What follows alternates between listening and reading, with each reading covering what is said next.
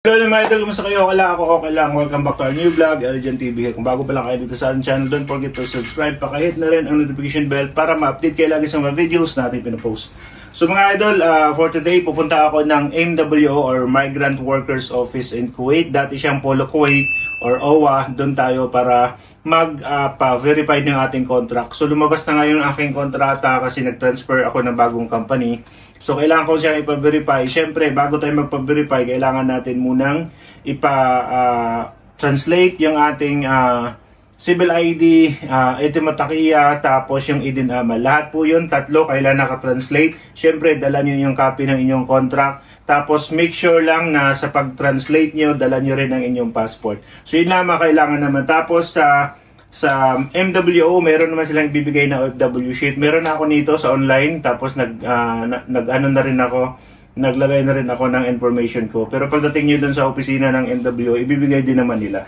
So yun lang mga idol lang yung gagawin. Bakit ako magpa-verify ng aking contract? Kasi lumipat ako ng company or employer. Basta sa lahat po ng lumipat ng company, employer or job site, kailangan po magpa-verify ulit ng inyong contract para ma-update yung inyong information sa Department Migrant of Workers. Tapos, update ko kayo mga idol. Pagkatapos doon, mag-ask na rin tayo ng some inquiries regarding sa pagpa-verify na yung contract sa MWO dito sa bansang Kuwait.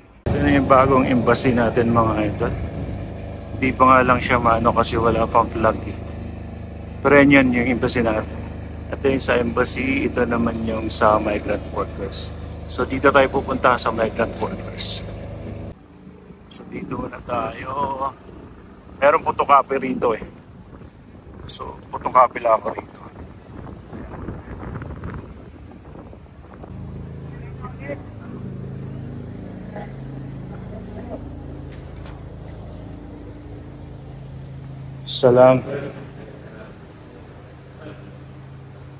Assalamualaikum. Photocopy tayo mga idol. Pag pupunta kayo dito, mas maganda may photocopy na kayo. Kasi pag sa labas kayo photocopy, 1KD daw. Dito 50 pesos lang. Ay, huwag na pre. Huwag mo nang tanggalin. Copy ko lang isa-isa. Okay mga idol, sa first floor pala dito sa MWO ang Renewal Transfer Contract Verification. So dito na rin kayo magpapayad. Magbayad kayo dito ng 3 dinar 250 para sa inyong contract verification. Maganda dyan, dito na rin nakasulat yung mga requirements if ever kung kayo ay uwi sa Pilipinas. So pag once tapos na kayo dito, punta naman kayo dito sa may second floor para sa inyong OWA. Para alamin kung kayo ay active member pa. Pag hindi, magbayad kayo ng OWA. Tapos sabihin nila sa'yo, punta kayo sa SSS or Pag-ibig. Pero depende sa inyo. So yan mga idol, nakabalik na tayo from MWO dito sa bansang Kuwait kasi nag-update ako ng acting contract. Pagandaan doon, meron silang ito, nagbayad ako ng 3 dinar ruba. Yan, 3 dinar ruba. Iwan ko lang makita dyan. Ito yung resibo natin. Tapos sa contract natin mga idol, may nakasulat dyan na ay may naka-stamp dyan na ayan yan yung migrant workers office stamp, yan yung pinaka-importante. Tapos transfer, kasi nag-transfer ako ng employer. Tapos dito sa likod mga idol, meron ding naka-stamp yung date, ayan yung date ngayon, kung kailan nila in-stamp. Tapos kagaya sinabi ko po kanina, itong OFW sheet pala na to na binibigay nila para lang to sa OWA.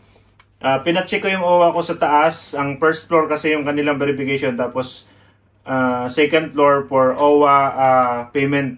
Pinacheck ko yung aking OWA. Good thing mag-expired pa siya on March 16, 2024. Shoutout doon sa babae sa second floor sa OWA.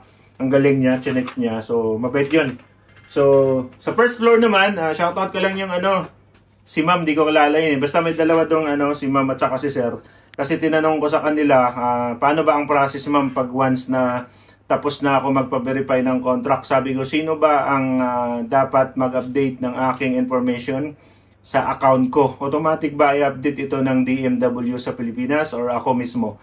Sabi niya, dapat sa Pilipinas na mag-update niyan.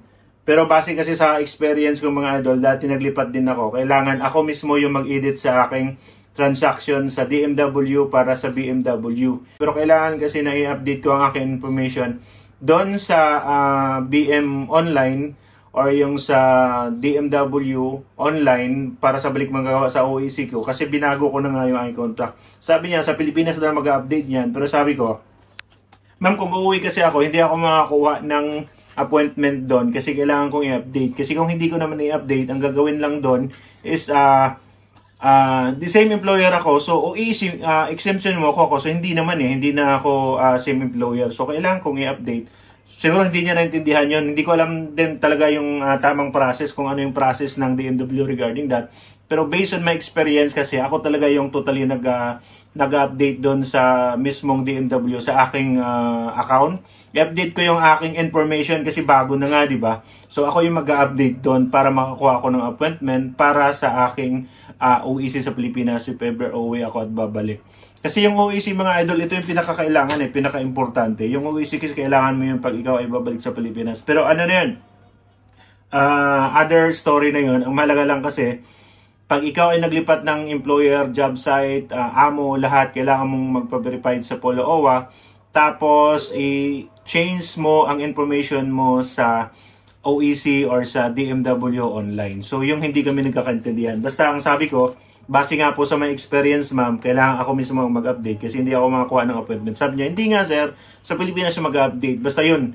Ito base kasi sa experience ko. Siguro hindi lang kami nagkakaintindihan. Malabo yung ano nila, marabo yung proseso nila kung paano. Base kasi sa experience ko. So yun lang.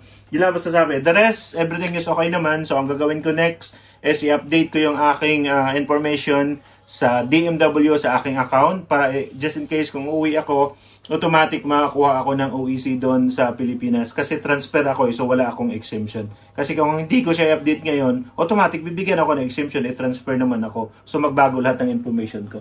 So yun lang po mga idol. So sana po nakatulong ito sa inyo. If ever meron kayong mga experience or meron kayong mga katanungan regarding sa pag-contract verification, don't forget to comment down below dito sa ating video. Basta ang kailangan nyo lang pag nagpa-verify ng inyong mga kontrata is idinamal, automaticya, yung inyong civil ID, ipaano nyo yan sa mga translator, translate nyo ng English, magdala kayo doon, kasama nyo yung contract, tsaka yung OFW ID na makita natin, OFW sheet na pinakita natin ganito, yun ang dalhin nyo doon para magpa-verify kayo na yung contract. Okay? So, yun lang po mga idol. Thank you so much sa inyo lahat. Bye-bye. God bless.